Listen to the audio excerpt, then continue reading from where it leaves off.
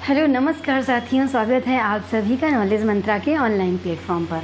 तो उम्मीद करती हूँ आप लोगों ने जो लास्ट हमने चैप्टर पढ़ाया है आप लोगों ने बहुत अच्छे से कल मेरे साथ पढ़ भी लिया होगा और इसके बाद में रिवाइज़ भी कर लिया होगा। ओके, तो कल हमने पढ़ा था क्या, हमने कल दिल्ली सल्तनत पे तुगलक वंश को हमने पढ़ा हुआ था, यानी कि हमने तुगलक वंश को द एंड कर दिया था। ओके, तो कल हमने क्या क्या पढ़ा था, हमने पढ़ा था फिरोज शाह तुगलक द्वारा जो बनवाए गए स्थापत्य थे या जो जीर्णोद्धार कराए गए थे। तो मैंने आपसे कल बताया था कि उसके अगर स्थापत्य की बात करते हैं तो दिल्ली की जामा मस्जिद का निर्माण भी उसने करवाया। कुतुब मीनार की जो चौथी मंजिल वज्राघात की वजह से गिर गई थी, तो इसका भी जो है जीर्णोद्धार किसने कराया था, फिरोज शाह तुगलक ने कराया था। तो यानी कि कई सारे स्थापत्य का जो है इसने क्या किया था, निर्माण करवाया था। प्लस इसने जो है क्या किया था, सबसे महत्वपूर्ण कार्य था फिरोज शाह तुगलक का कि इसने 5 प्रमुख नहरों को बनवाया था। वो कौन कौन सी नहरें हैं, कल का वीडियो आप लोग देख लेंगे तो सारी चीज़ें क्लियर हो जाएंगी। ओके, फिर इसके बाद में अगर हम बात करते हैं कि साहित्य में भी रुचि रखता था फिरोज शाह तुगलक। तो साहित्य में रुचि रखता था तो एक थे याहिया बिन अहमद सरहिंदी थे, जो कि इसके दरबार में रहते थे। ओके, जिसने इसकी जीवनी लिखी है किसकी, फिरोज शाह तुगलक की। यानी कि कहने का मतलब है कि हम आपको इसलिए ये बता रहे हैं ताकि आज के चैप्टर से हम आपको जोड़ सकें। ओके, तो हमने कल इसके साथ साथ में और हमने पढ़ा क्या था कि फिरोज शाह तुगलक के उत्तराधिकारी कौन कौन से थे, इनके बारे में जाना। तो अगर हम फिरोज शाह तुगलक के उत्तराधिकारियों के बारे में बात करें तो एक फिरोज शाह तुगलक के बाद में जो गद्दी पर बैठता है तो मोहम्मद शाह बैठता है। तो मोहम्मद शाह जब गद्दी पर बैठता है तो इसके समय की एक महत्वपूर्ण घटना होती है। वो कौन सी होती है कि तैमूर का आक्रमण इसके समय पर भारत में होता है। कल हमने आपके साथ तैमूर के बारे में चर्चा किया हुआ था कि किस तरह से भारत में तैमूर का आक्रमण होता है। ओके, तो कहानी यहाँ पर ट्विस्ट ले लेती है कि जैसे ही तैमूर भारत पर आक्रमण करता है, यानी दिल्ली पर आक्रमण करता है, शासक कौन होता है, मोहम्मद शाह। मोहम्मद शाह तैमूर के डर से जो है दिल्ली का सिंहासन छोड़ करके गुजरात भाग जाता है। और जब गुजरात चला जाता है तो यहाँ का जो शासन प्रशासन होता है वो कोई संभालने वाला नहीं होता है। तो तैमूर लंग जो होता है इसका एक सेनापति होता है खिज्र खां, और इस खिज्र खां को जो है कहाँ का, लाहौर का क्या सूबेदार नियुक्त करता है। प्लस लाहौर की सूबेदारी सौंपने के साथ साथ जो है दिल्ली का सिंहासन भी इसके हाथों में सौंप करके क्या करता है, ये चला जाता है। ठीक है, तो ये थी अब तक की स्टोरी, यानी कि मोहम्मद शाह के समय पर जो तैमूर लंग ने आक्रमण किया तो किस तरीके से वो गद्दी छोड़ करके भगा। यानी कि मैं जोड़ना ये चाह रही हूँ, आप लोगों के मन में आएगा अगर हम डायरेक्ट स्टार्ट कर देंगे तो आप लोग ये सोचोगे कि ये खिज्र खां अचानक कहाँ से कूद पड़ा करके। तो मैं इसलिए आपको जोड़ रही हूँ इस चैप्टर से। ओके, तो जो लाहौर का जो सूबेदार घोषित करता है वो कौन घोषित करता है, तैमूर घोषित करता है किसको, खिज्र खां को। और एटलीस्ट जब राज सिंहासन खाली होता है तो ये जो है अधिकार कर लेता है कहाँ पर, दिल्ली के सिंहासन पर। ओके, तो इस तरह से जब ये अधिकार करता है दिल्ली के सिंहासन पर तो दिल्ली में एक नया राजवंश स्थापित होता है, नए राजवंश का उदय होता है। तो वो कौन सा राजवंश होता है, सैयद वंश होता है। ओके, तो इस सैयद वंश के बारे में हम आज आप लोगों से चर्चा करने वाले हैं कि सैयद वंश के संस्थापक के बारे में आपको पता चल गया है कि अगर इसके संस्थापक की बात करते हैं तो कौन था, खिज्र खां था। ओके, तो अगर हम बात करते हैं खिलजियों के बाद, हमने आपसे बताया था कि दिल्ली सल्तनत में सबसे कम समय तक शासन करने वाला कौन सा वंश था, तो वो खिलजी वंश था।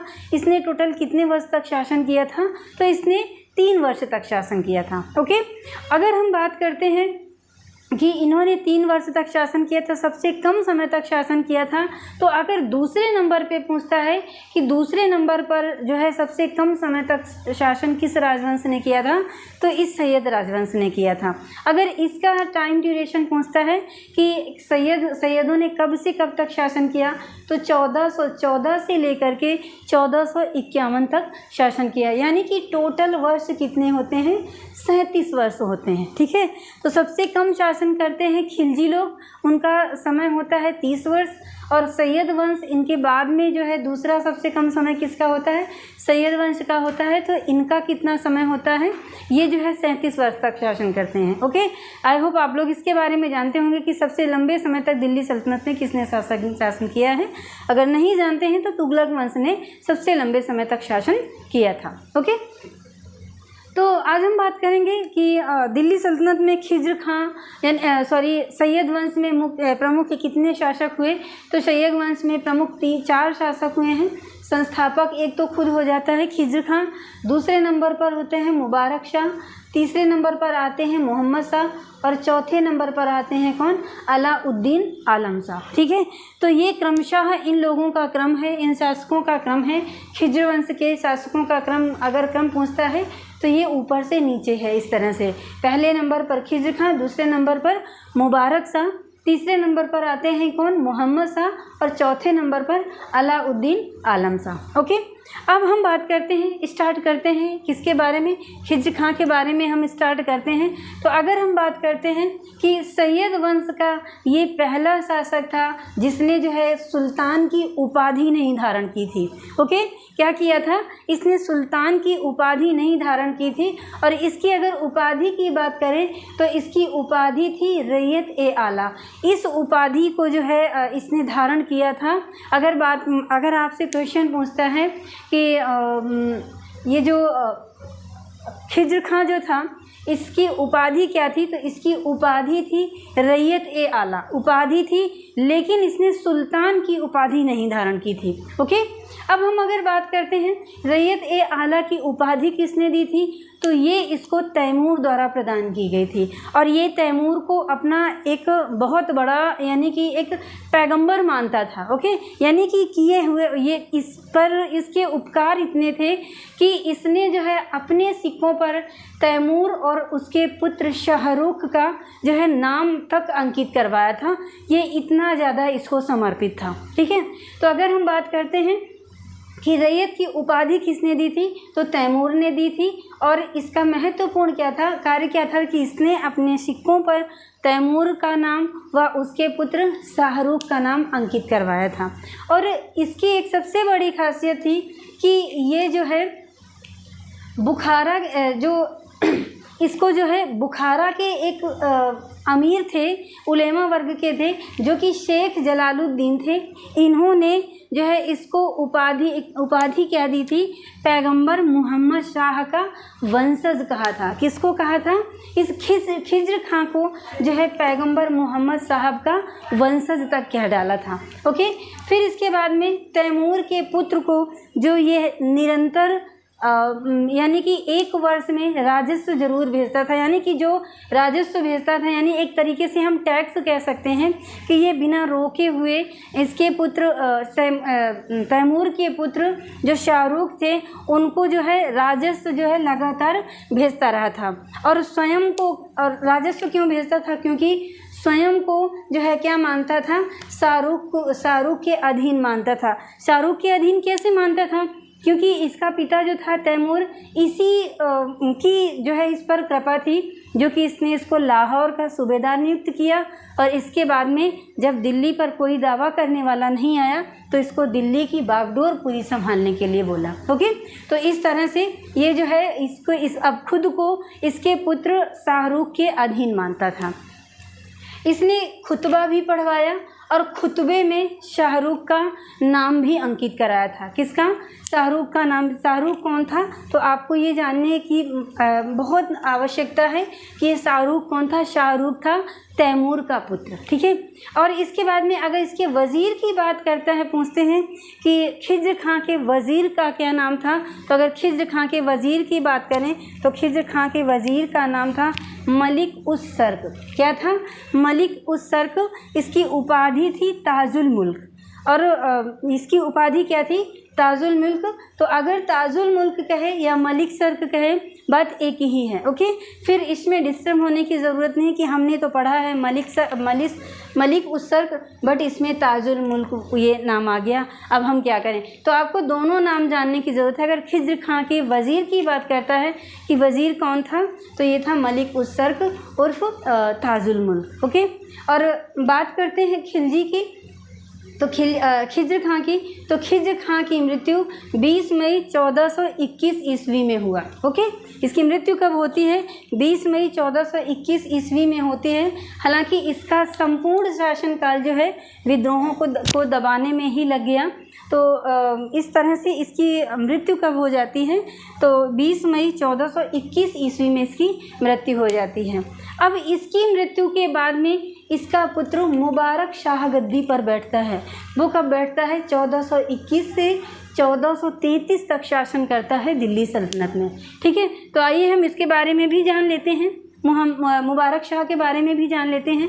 तो अगर हम मुबारक शाह की बात करते हैं तो ये खिज्र सैयद वंश का पहला शासक था जिसने शाह की उपाधि धारण की थी। किसकी उपाधि धारण की थी? शाह की उपाधि धारण की थी। अगर हम कहें कि ये जो सैयद वंश का ऐसा शासक था जिसने अपने पिता के बिल्कुल विपरीत सारे कार्य किए। वो विपरीत सारे कार्य कैसे किए? जैसे कि इसके पिता ने सुल्तान की उपाधि नहीं धारण की थी, इसने सुल्तान की उपाधि धारण की। ठीक है, प्लस इसके पिता ने अपने सिक्के पर तैमूर का नाम व उसके पुत्र शाहरुख का नाम अंकित कराया था। तो वहीं पर उसके विरुद्ध ये खड़ा होता है और इसने अपने नाम के जो सिक्के चलाए थे उन सिक्कों पर से तैमूर का नाम और उसके पुत्र शाहरुख के नाम को जो है क्या कर दिया? हटा दिया था। ठीक है, जो सिक्के चलाए थे उन सिक्कों से जो है इसका नाम क्या कर दिया था? हटा दिया था। अब इसके बाद में इसने अपने नाम के सिक्के चलाए और विदेशी स्वामित्व को त्याग कर खलीफा की सत्ता स्वीकार की। यानी कि जो इसका पिता था तो तैमूर का जो है तैमूर की कृपा में ही जो है ये दिल्ली का शासक बना हुआ था। तो इसने इन सारी चीज़ों को नहीं माना और विदेशी सत्ता को स्वीकार नहीं किया और इसने क्या किया कि इसके खिलाफ जा करके जो है जो खलीफा होता है तो उसके खलीफा की सत्ता को स्वीकार किया। किसने? मुबारक शाह ने। ठीक है, तो इस तरह से हम ये कह सकते हैं कि इसने जो है इसके जितने भी कार्य थे इसके अपने पिता के अगेंस्ट ही सारे कार्य रहे। ठीक है, इसके बाद में अगर हम मुबारक शाह की बात करें तो इसके समय पर याहिया बिन अहमद सरहिंदी होता है जिसको इसने अपने दरबार में संरक्षण प्रदान किया होता है। ठीक है, तो और इसकी अगर पुस्तक की बात करते हैं इस याहिया बिन अहमद सरहिंदी की, तो इसकी पुस्तक कौन सी होती है? तारीख मुबारक शाही। ओके, तो इसकी पुस्तक होती है तारीख मुबारक शाही। अगर पूछता है आपसे कि मुबारक शाह के समय मुबारक शाह ने अपने दरबार में किस लेखक को या किस मध्यकालीन इतिहासकार को संरक्षण दे रखा था, तो याहिया बिन अहमद सरहिंदी को संरक्षण दे रखा था। अगर पुस्तक पूछता है तो तारीख मुबारक शाही। ओके, अब इसके समय पर दो महत्वपूर्ण विद्रोह होते हैं। एक जसरत का विद्रोह होता है, दूसरा मेवात विद्रोह होता है। तो दो मुख्य रूप से विद्रोह कौन कौन से होते हैं? एक जसरत का विद्रोह होता है, दूसरा मेवात का विद्रोह होता है। और जौनपुर के साथ भी इसका संघर्ष जो है जारी रहता है। किसके साथ? जौनपुर के साथ। अगर जौनपुर के शासक की बात करता है कि मुबारक शाह का समकालीन शासक जौनपुर का शासक कौन था, तो वो था इब्राहिम शाह सरकी। ओके, कौन था? इब्राहिम शाह सरकी। अब इसने जो है एक नगर की भी स्थापना कराई थी, वो कौन सा था? मुबारकाबाद नगर की स्थापना कराई थी। अब मुबारक शाह के बाद में इसका उत्तराधिकारी आता है कौन? मोहम्मद शाह गद्दी पर बैठता है। अब मोहम्मद शाह अगर गद्दी पर बैठता है तो मोहम्मद शाह एक ये इतना महत्वाकांक्षी शासक नहीं होता है। और ये जो है अपने शासनकाल में, अगर इसके शासनकाल की बात करते हैं तो 1434 से लेकर के 1443 तक शासन करता है। और अपने समस्त कार्यकाल के दौरान इसका एक मंत्री होता है बहलोल लोदी, इसी पर ये जो है क्या रहता है, निर्भर रहता है। और एक इसका वज़ीर होता है मलिक सरवर, इसका जो है सुल्तान पर बहुत ज़्यादा नियंत्रण रहता है। ठीक है, समझ में आया ना इतना। अब ये इसका समय क्या था, 1434 से लेकर के 1443 तक। बहुत ज़्यादा इसके फैक्ट तो नहीं मिले हैं, लेकिन जो फैक्ट मिले हैं ये हमने आपके समक्ष, हम सारे फैक्ट जो है लेकर के आए हैं। अब इसका अंतिम शासक, अगर हम सैयद वंश के अंतिम शासक की बात करते हैं तो अंतिम शासक कौन होता है, अलाउद्दीन आलम शाह। ये 1443 से लेकर के 1450 तक शासन करता है। और ये सैयद वंश का अंतिम शासक होता है। कौन, अलाउद्दीन आलम शाह सैयद वंश का अंतिम शासक होता है। ये जो है अपने वज़ीर हमीद खां से इसका झगड़ा हो जाता है। किसका, इसका एक वज़ीर होता है हमीद खां, इससे इसका झगड़ा हो जाता है। इससे रुष्ट होकर जो हमीद खां होता है बहलोल लोदी को दिल्ली की शासन सत्ता संभालने के लिए आमंत्रित करता है। बहलोल लोदी दिल्ली की शासन सत्ता संभालने के लिए आ जाता है तो ये डर करके अलाउद्दीन आलम शाह जो है कहाँ चला जाता है, इसको दिल्ली की गद्दी सौंप करके जो है बदायूं चला जाता है। और इस बदायूं पर यह अपनी मृत्यु यानी मृत्यु के समय तक यानी अंतिम समय तक यहीं बदायूं से ही शासन करता है। और जब ये हमीद खां इसको आमंत्रित करता है दिल्ली का शासक नियुक्त होने के लिए, तो ये जब बदायूं चला जाता है तो दिल्ली की राजगद्दी कौन संभालता है, बहलोल लोदी संभालता है। और इस दिल्ली पर एक नए राजवंश की स्थापना होती है। कौन सी, वो राजवंश होता है लोदी वंश, जो कि कल के आने वाले वीडियो में हम आपके साथ डिस्कस करेंगे। ओके, तो अलाउद्दीन आलम शाह जो होता है अपने अंतिम समय तक कहाँ पर शासन करता है, बदायूं से शासन करता है। लेकिन इसकी मृत्यु के बाद जो है इब्राहिम शाह सरकी, जो कि जौनपुर का शासक होता है, जब इसकी मृत्यु हो जाती है तो इस बदायूं को अपने शासन अपने राज्य जौनपुर में जो है लास्ट में जो है मिला लेता है। तो ये थी पूरी क्या, सैयद वंश की पूरी इतिहास पूरा था, जो कि एक वीडियो में हमने आपके लिए कंप्लीट कर दिया है। अब हमने आपसे बताया कि अंतिम समय पर इस दिल्ली की गद्दी को कौन संभालता है, बहलोल लोदी, जिसने नए वंश की स्थापना किया है। वो नया वंश कौन सा है, तो वो है लोदी वंश। ठीक है, तो आज के लिए इतना ही। नेक्स्ट डे हम आपके साथ नए वंश के साथ मिलेंगे, यानी कि लोदी वंश के बारे में हम कल आपके साथ हम चर्चा करेंगे। और आज हम अपने लेक्चर को यहीं पर विराम देना चाहेंगे। ठीक है, लेकिन जाने के पहले एक बार ये ज़रूर कहेंगे कि अगर आप हमारे चैनल पर पहली बार विज़िट कर रहे हैं तो प्लीज़ आप हमारे चैनल को सब्सक्राइब करें, शेयर करें और लाइक करना ना भूलें। ठीक है, तो आप लोग स्वस्थ रहिए, मस्त रहिए, अपने स्टडी को कंटिन्यू रखिए। धन्यवाद।